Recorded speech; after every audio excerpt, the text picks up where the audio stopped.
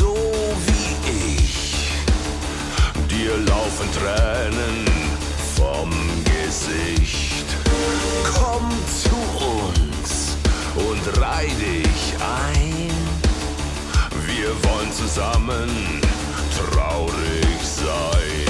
Komm mit. Komm mit.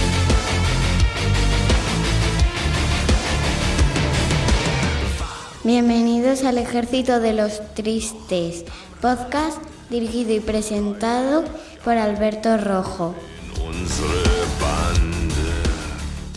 Muy buenas a todos, mis queridos soldados, y bienvenidos una semana más a un nuevo programa del Ejército de los Tristes. Gracias por tomaros el tiempo para darle al play y escuchar las historias que desde aquí os contamos. Os agradecería que nos dejaréis un comentario en iVoox de qué os ha parecido el programa cuando le terminéis. Vuestras impresiones son muy importantes para valorar si el contenido os resulta interesante. También podéis sugerirnos si os gustaría que tratáramos algún tema en especial que pueda encajar en el programa. Venga, animaros a dejar un comentario, que últimamente andáis muy callados.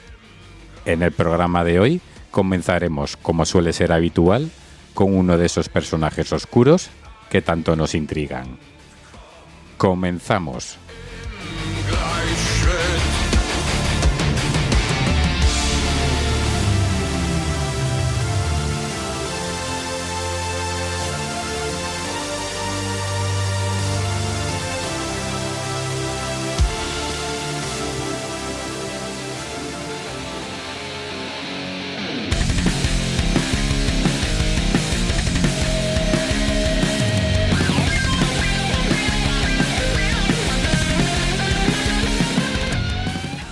Hacía varios minutos que todos los pasajeros habían recogido sus equipajes de la plataforma cuando una mujer apareció en busca de dos enormes baúles. George, el mozo de la estación de tren, le dio rápidamente el alto. El olor que desprendían le hizo sospechar que tuviese algún producto de contrabando.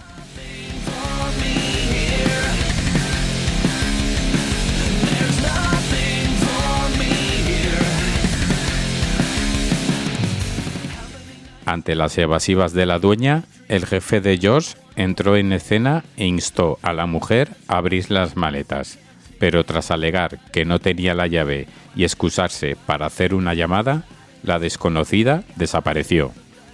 Minutos más tarde, la policía llegaba al andén y forzaba las cerraduras de las maletas. Una vez abiertas, se topó con una dantesca escena: dos mujeres mutiladas. A partir de ahí, se inició una búsqueda frenética por encontrar a Winnie Judd, la asesina del baúl.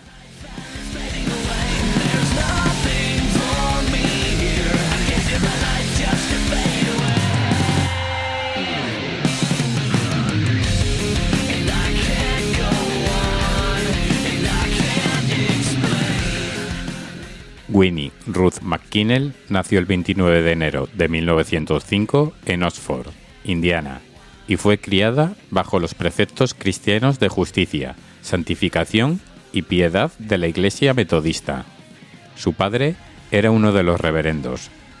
Poco más se sabe de la joven, salvo que se casó a los 17 años con el doctor William Judd, un médico 20 años mayor que ella, del que tomó el apellido y se instaló al norte de México.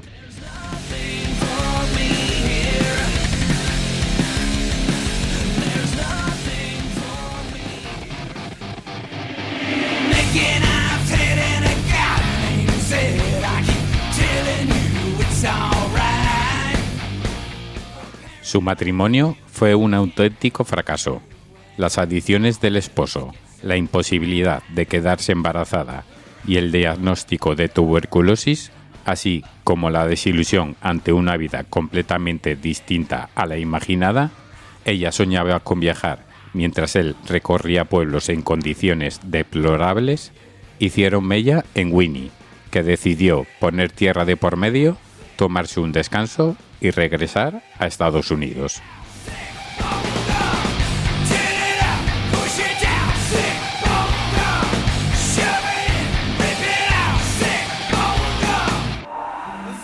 Nuestra protagonista encontró en Phoenix, Arizona, una especie de carta de libertad donde podía recuperar su salud y valerse por sí misma. Su primer cambio radical fue de imagen. Ahora lucía un corte al estilo bob, muy de moda en aquel año 1930 del siglo pasado. Después empezó a trabajar como institutriz para la familia de Lake Ford y como obra del destino conoció al que sería su amante, el seductor Jack Halloran. Fue su perdición.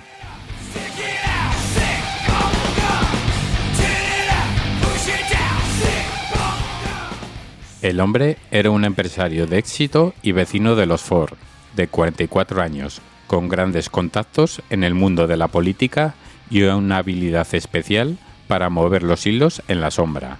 Se codeaba con personajes importantes, a quienes engatusaba. Tenía una oratoria fascinante y una risa que podía llenar un cuarto, decían. Además, era un conquistador nato.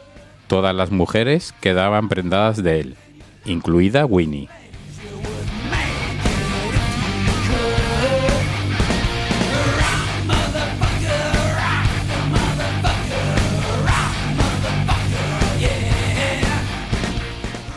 La joven se enamoró perdidamente de Jack y comenzaron un idilio en secreto y se hicieron amantes. Pasados los meses, Winnie continuó la comunicación con su marido, completamente ignorante de su situación sentimental. Dejó el trabajo como institutriz, se estableció como secretaria médica en una clínica privada y alquiló su propia casa en el 1102 de East Brill Street.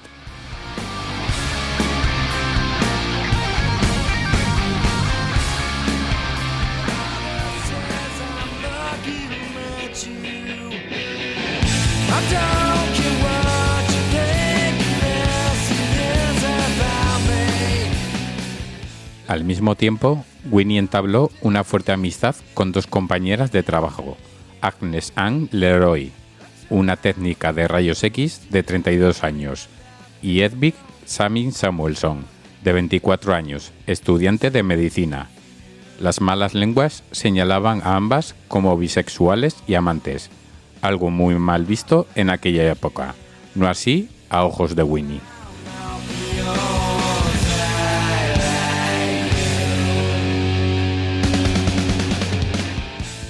Fue precisamente eso lo que llevó a la joven a confiar en sus nuevas amigas y a no poner en duda la gentileza de Jack con estas mujeres, a quienes visitaba a menudo solo y sin la compañía de Winnie. La joven era incapaz de imaginar que su amante mantuviese una relación íntima con las tres a la vez.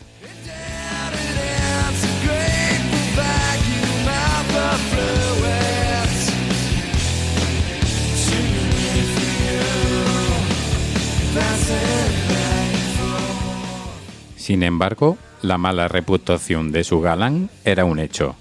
Así fue como bajo estas relaciones secretas se apuntaló una rivalidad demoledora.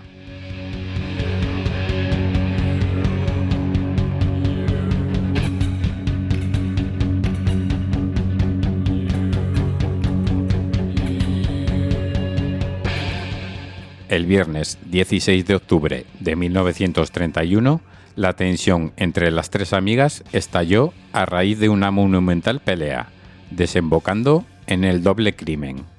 Winnie se encaró ferozmente contra Sammy, que portaba una pistola calibre 25, logrando derribarla y dispararla contra su pecho.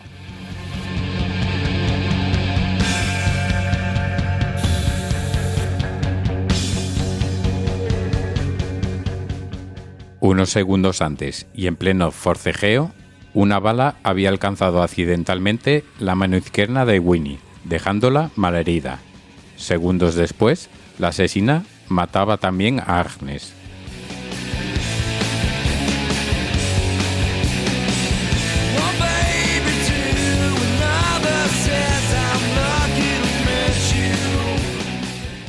A continuación, Winnie cogió el tranvía y se marchó a casa, donde la esperaba Jack. Presa de los nervios, le contó lo ocurrido y a partir de ese momento surgen dos versiones distintas sobre los hechos posteriores. ¿Fue capaz la asesina de descuartizar con precisión los cadáveres de sus amigas, ocultarlos en 2 baúles y subirlos a un tren sin la ayuda de un tercero?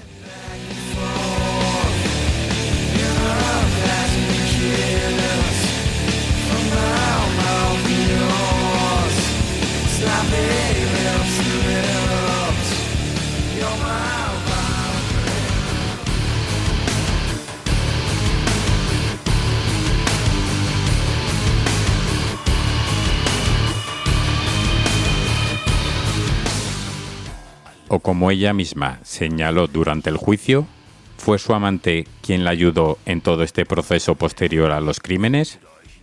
Me dijo que él mismo se encargaría de esto y que todo estaría bien, aseguró, pero que no debía decir absolutamente nada a nadie. Sie wird heute Nacht nicht untergehen und die Welt zählt laut bis 10.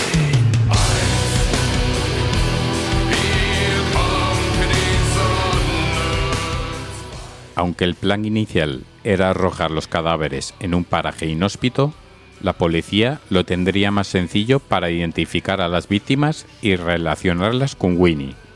De ahí que finalmente optase por meterlos en 2 baúles y trasladarlos en tren hasta Los Ángeles, donde vivía uno de sus hermanos. Habría alguien allí para recibirme, un hombre llamado Williams o Wilson, declaró, señalando a su amante como el artífice del plan.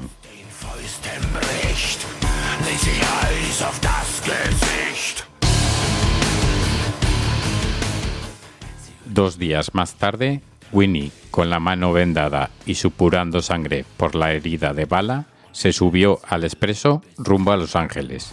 Al arribar a la estación y saludar a su hermano pequeño, se dirigió a la plataforma de equipajes más tarde de lo previsto.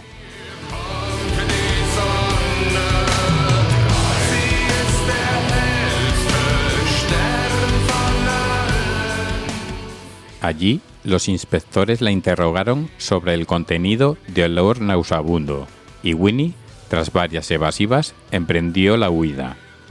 Poco después, la policía descubriría el origen de ese característico hedor: 2 cadáveres en descomposición.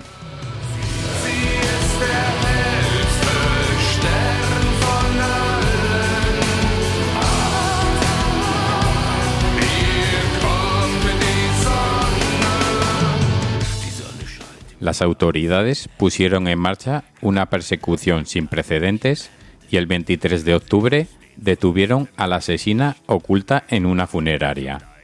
«Soy Winnie Ruth Judd», reconoció, y a las puertas de la comisaría ante una muchedumbre de periodistas gimoteó: «Tenía que hacerlo, tenía que hacerlo».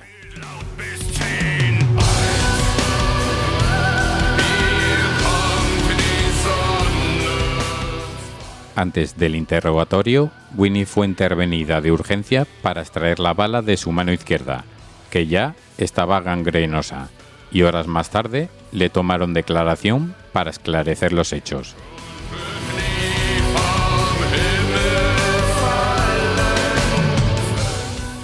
A partir de ahí, la prensa tomó parte de un circo sensacionalista. Copó portadas en los rotativos más importantes y bautizó a la acusada como Mujer Tigre, Tigresa de Terciopelo o la Carnicera Rubia. Acababa de nacer la famosa Asesina del Baúl.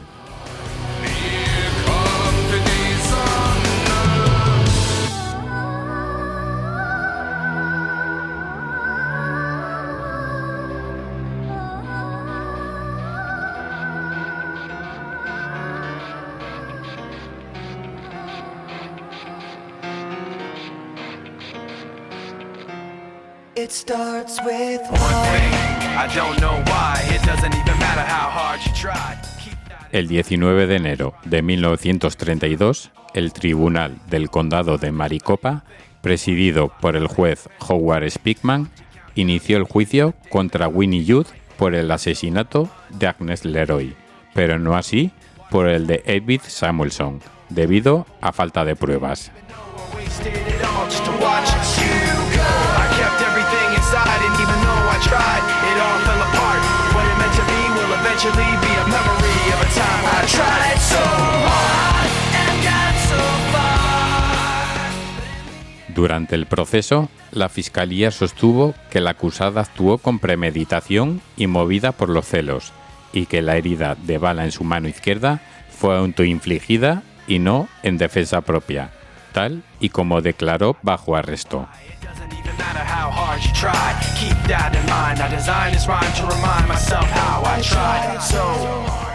Por su parte, la defensa optó por la estrategia de la enajenación mental para exonerar a su patrocinada. Según su abogado, Whitney era inocente de todo cargo debido a sus problemas psicológicos. A esto se sumó la propia declaración de la acusada en el estrado.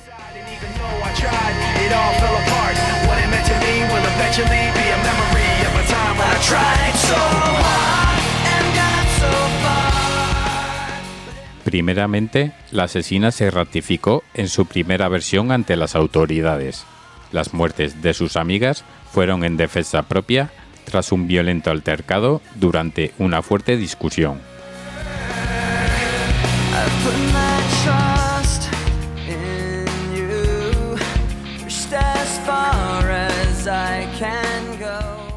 Después señaló a su amante, Jack Halloran, como el verdadero artífice del desmembramiento y ocultación de los cadáveres.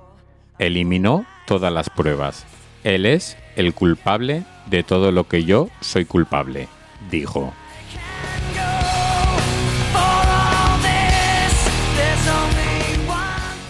Y se justificó en una carta manuscrita. Yo no podría haber hecho esto. Yo estaba muy enferma. No estuve presente cuando tuvo lugar el desmembramiento y la colocación de los cuerpos en los baúles. Sin embargo, admito que fue un acto espantoso. He pedido perdón a Dios muchas veces por el papel que desempeñé en el transporte de los baúles a Los Ángeles, pero estaba enferma, herida y en estado de shock.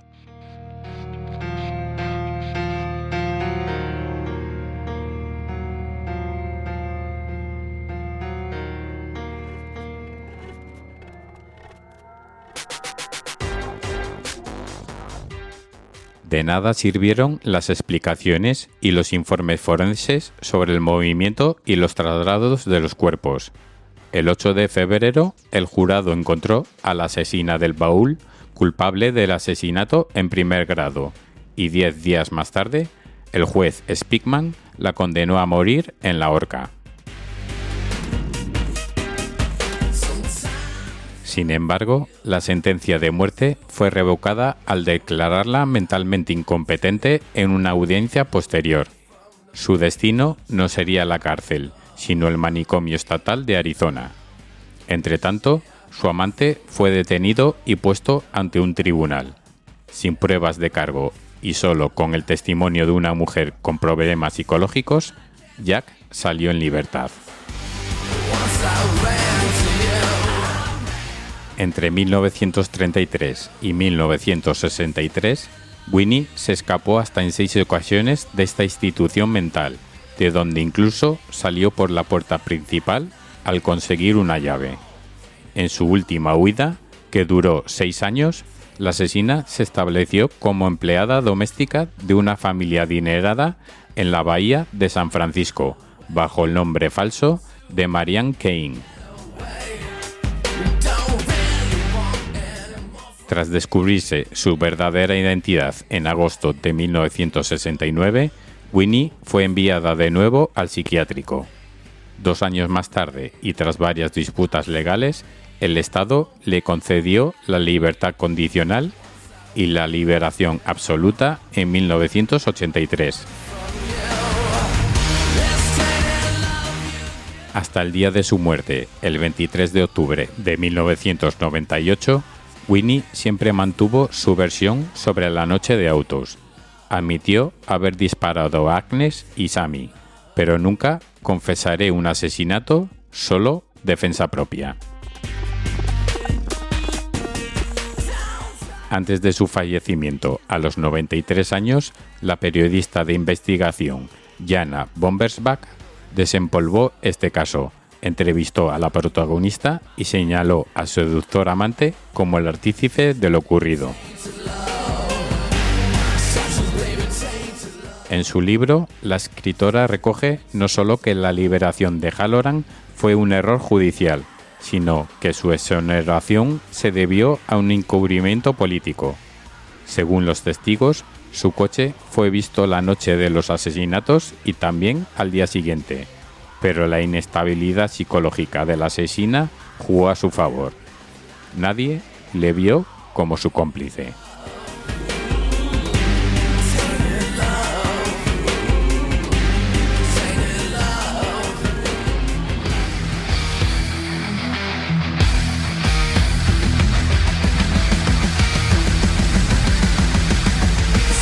Ejército de los tristes, los que escuchamos las historias que nadie más quiere oír, los que nos adentramos en los misterios que nadie más se atreve a resolver, los que nos enfrentamos a los fantasmas, a los crímenes, a los secretos. Somos el ejército de los tristes.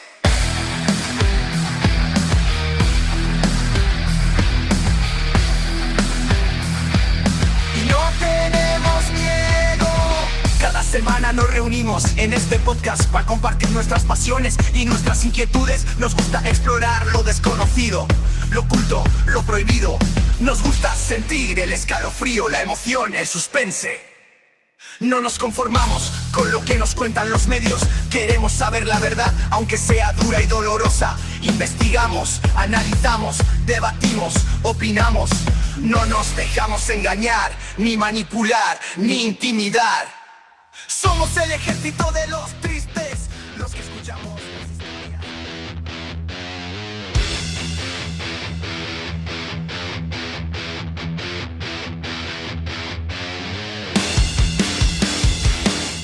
Llegan las noticias del misterio del ejército de los tristes.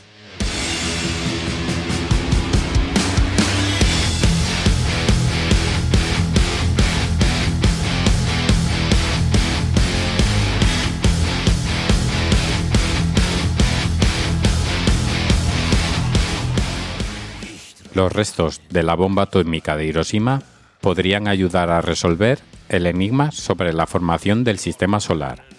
El 6 de agosto de 1945, hace más de 75 años, una bomba atómica que cayó sobre la ciudad de Hiroshima, en Japón, cambió el curso de la Segunda Guerra Mundial después de que los japoneses se rindieran ante Estados Unidos y con ello culminara este largo y cruento acontecimiento bélico. La tragedia, que según las cifras más conservadoras mató a más de 120.000 personas, paradójicamente podría servir ahora de gran ayuda para que los científicos puedan desvelar algunos enigmas en torno al origen del sistema solar. Y es que, de acuerdo con una reciente investigación publicada en la revista Earth and Planetary Science Letters, existen aún esparcidos a lo largo de la playa de Motoujina, en una pequeña isla en la bahía de Hiroshima, restos de cristales esféricos producidos precisamente por la lluvia radiactiva que tuvo lugar en aquellos años. Se cree que estos cristales se formaron debido a las altas temperaturas que la bomba trajo consigo y que provocó que el hormigón y el acero, que alguna vez formaron los edificios de Hiroshima, se fundieran para posteriormente enfriarse y caer en forma de cristales.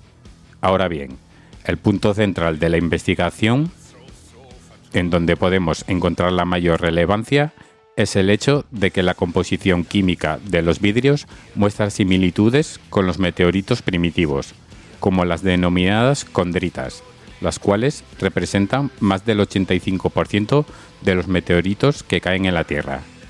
Estas últimas se formaron a partir del polvo interestelar y del gas proveniente de aquel sistema solar temprano, que al igual que las condiciones que se dieron durante el acontecimiento de la bomba atómica, estaba muy caliente.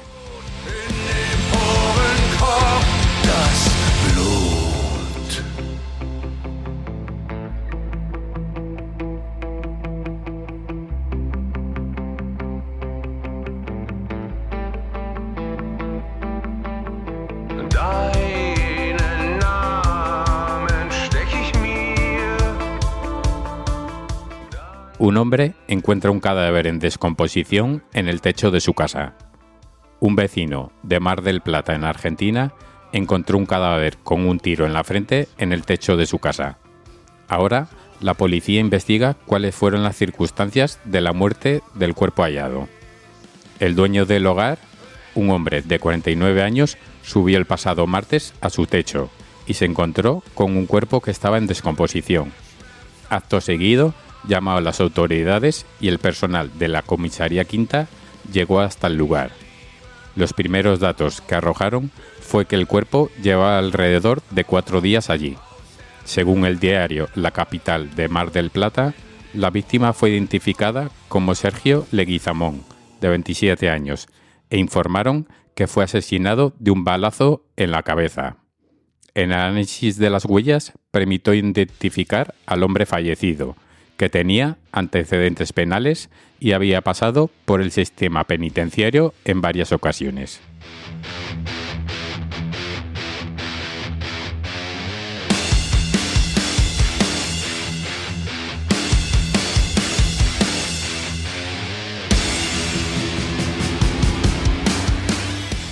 Hallan el primer testimonio del hombre en Europa en un yacimiento en Ucrania.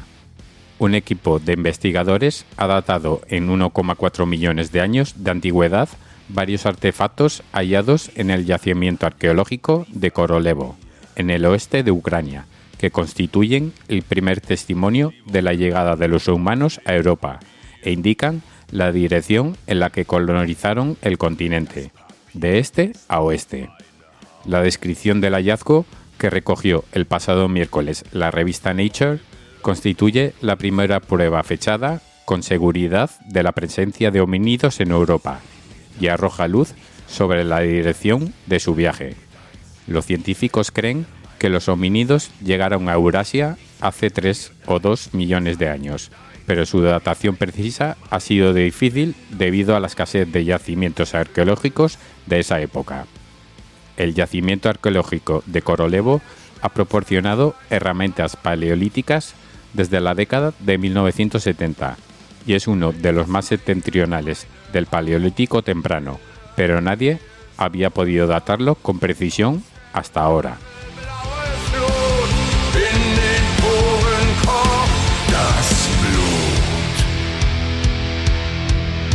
Wer schön sein muss, der will auch leiden.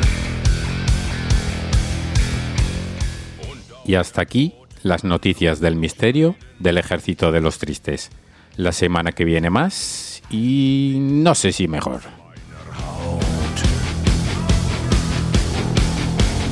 Meine Kinder so vertraut. Zeig mir deins, ich zeig dir meins. Zeig mir deins, ich zeig dir meins. Wenn das Blutlied hinverküsst.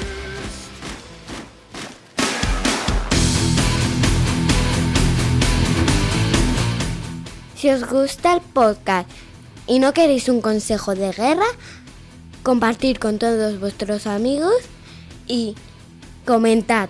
Eso nos ayudará a mejorar. ¡Avisados estáis!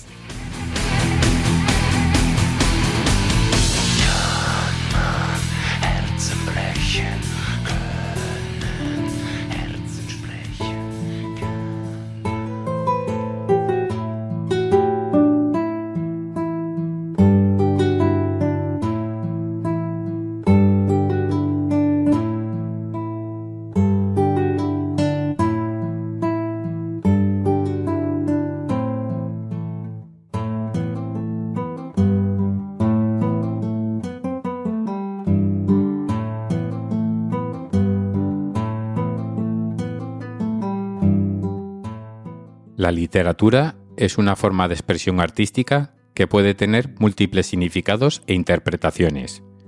A lo largo de la historia, muchos autores han utilizado la literatura como un medio para transmitir mensajes ocultos, ya sea por motivos personales, políticos, religiosos o esotéricos. Estos mensajes pueden estar codificados de diferentes maneras, como por ejemplo mediante el uso de símbolos, metáforas, anagramas, acrósticos, criptogramas o juegos de palabras.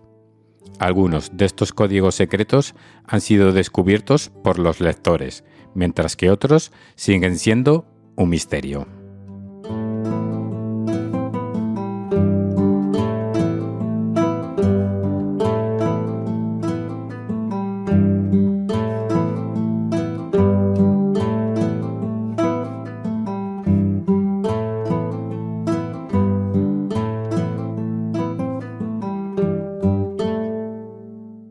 Empezamos con una de las novelas más famosas y polémicas que trata sobre los códigos secretos en la literatura, El Código da Vinci, de Dan Brown.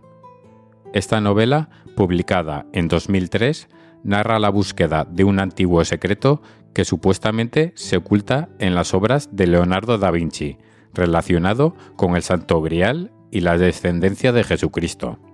El protagonista, Robert Langdon, un experto en simbología, debe resolver una serie de enigmas y pistas que le conducen a descubrir una conspiración que involucra a la Iglesia Católica y a una sociedad secreta llamada el Priorato de Sion.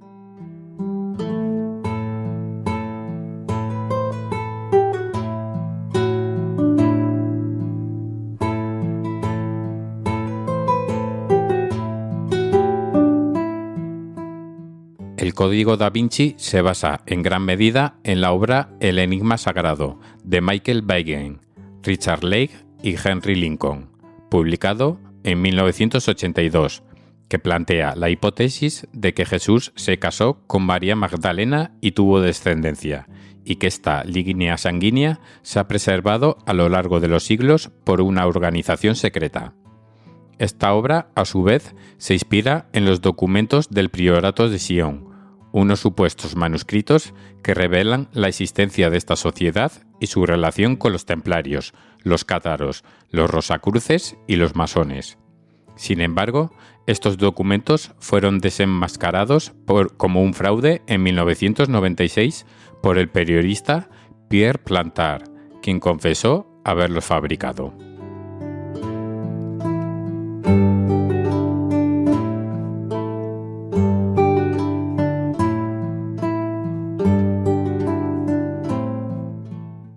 El Código da Vinci ha sido un éxito de ventas mundial, con más de 80 millones de ejemplares vendidos, y ha sido adaptado al cine en 2006, con Tom Hanks como protagonista. Sin embargo, también ha generado una gran controversia y críticas por parte de diversos sectores, especialmente de la Iglesia Católica, que ha denunciado la falsedad y el ataque a sus dogmas que supone la novela. Asimismo, muchos expertos en historia, arte y literatura han señalado los numerosos errores, inexactitudes y contradicciones que contiene la obra de Brown, así como la falta de rigor y originalidad de su argumento.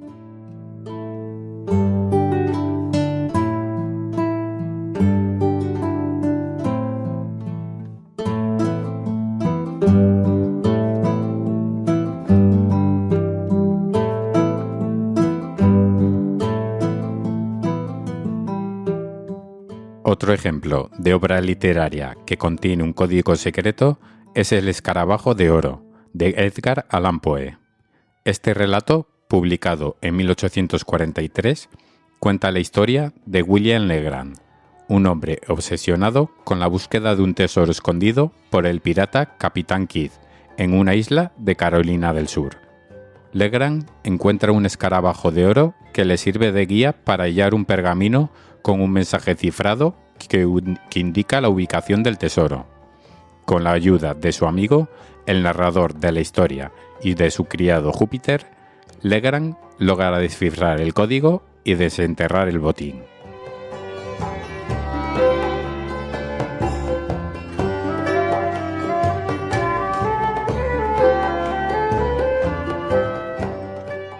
El Escarabajo de Oro fue la primera obra de ficción en mostrar este tipo de mensajes cifrados y fue un gran éxito en su época, llegando a ganar un premio de $100. Poe, que era un apasionado de la criptografía, inventó el término y lo usó por primera vez en este relato. Además, el autor demostró su habilidad para romper códigos de sustitución, en los que unas letras se reemplazan por otras de forma aparentemente aleatoria, al desafiar a sus lectores a que le enviaran mensajes cifrados que él se comprometía a resolver. Poe logró descifrar todos los mensajes que le mandaron, excepto uno que resultó ser una broma sin sentido.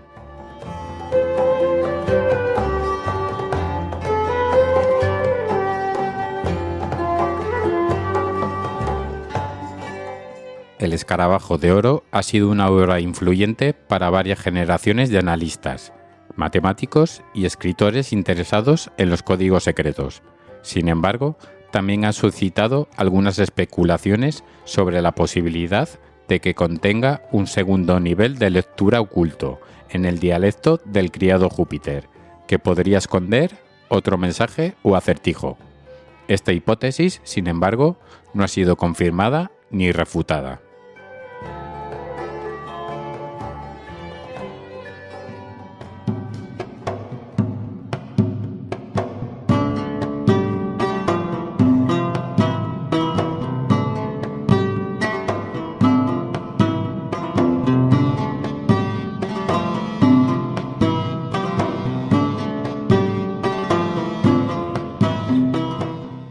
Un caso sorprendente de obra literaria que contiene un código secreto es El Quijote, de Miguel de Cervantes.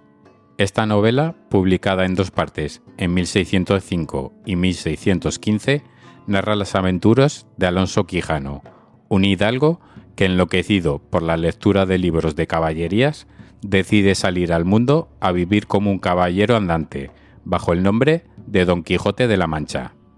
Acompañado por su fiel escudero Sancho Panza, Don Quijote se enfrenta a todo tipo de situaciones cómicas, absurdas y peligrosas, producto de su imaginación y su locura.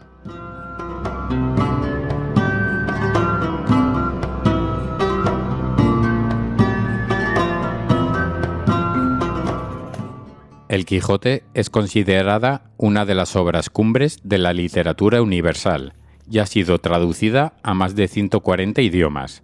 Sin embargo, algunos estudiosos han planteado la hipótesis de que la novela esconde un mensaje secreto que revela la verdadera identidad de Cervantes y su intención al escribirla.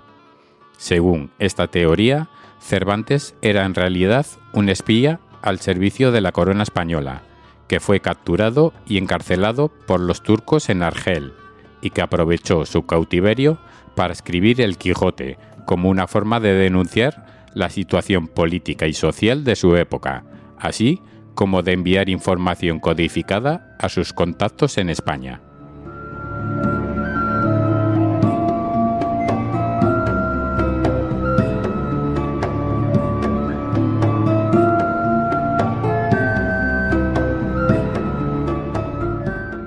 Para ello, Cervantes habría utilizado un sistema de cifrado basado en la numerología, la geometría y la astrología, que se refleja en los nombres, las fechas, las distancias y las referencias astronómicas que aparecen en la novela.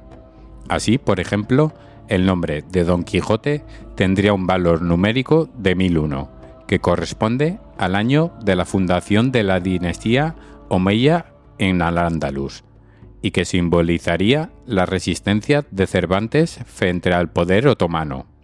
Del mismo modo, el nombre de Sancho Panza tendría un valor de 666, el número de la bestia en el Apocalipsis, y que representaría la corrupción y la decadencia de la España de los Austrias.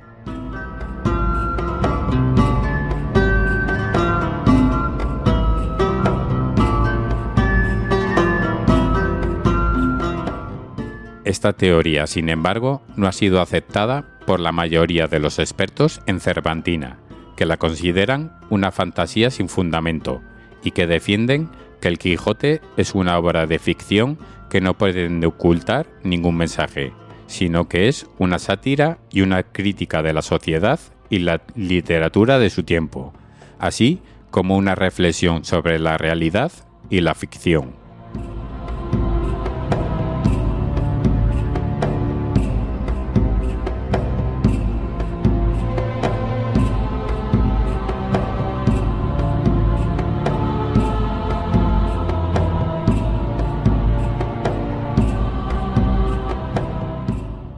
Los códigos secretos en la literatura son una forma de comunicar mensajes ocultos que pueden tener diversos fines y motivaciones.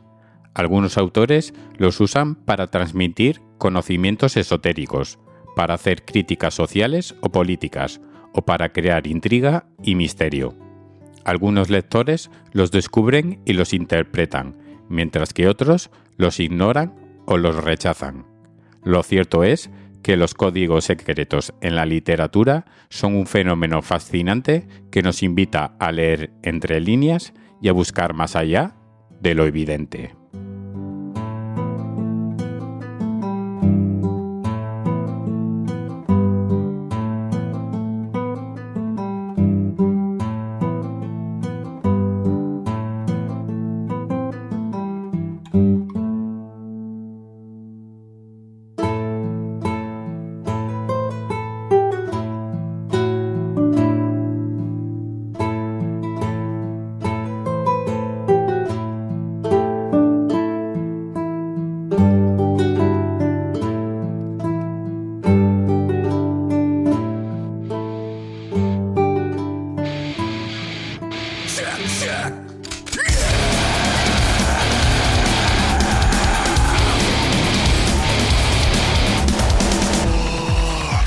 Progress. Another backstab to reverse the process. Mode under pressure. We break bread and play pretend. It makes me sick. Whoa, for the airwaves. Yeah, look around and accept what's safe. Y llegamos al final de este programa del Ejército de los Tristes. Muchas gracias a todos por llegar hasta aquí. Y ya sabéis que podéis iros a iVoox a dejarme un comentario de qué os ha parecido el programa de hoy.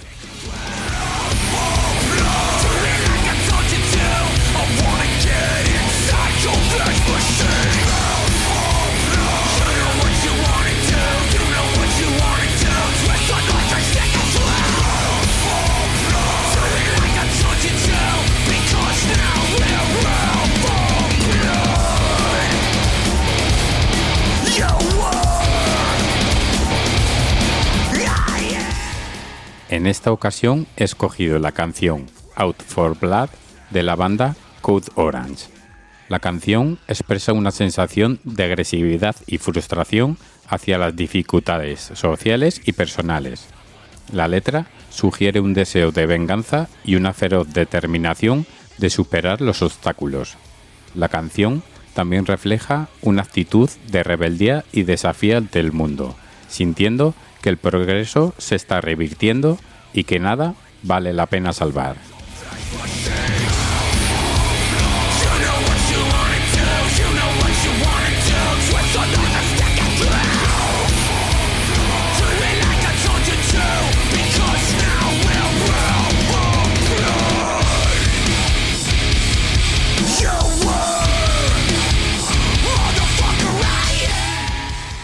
De nuevo, muchas gracias a todos por vuestras escuchas y a los mecenas les espero dentro de nada en Espacio en Rojo con 3 nuevos temas.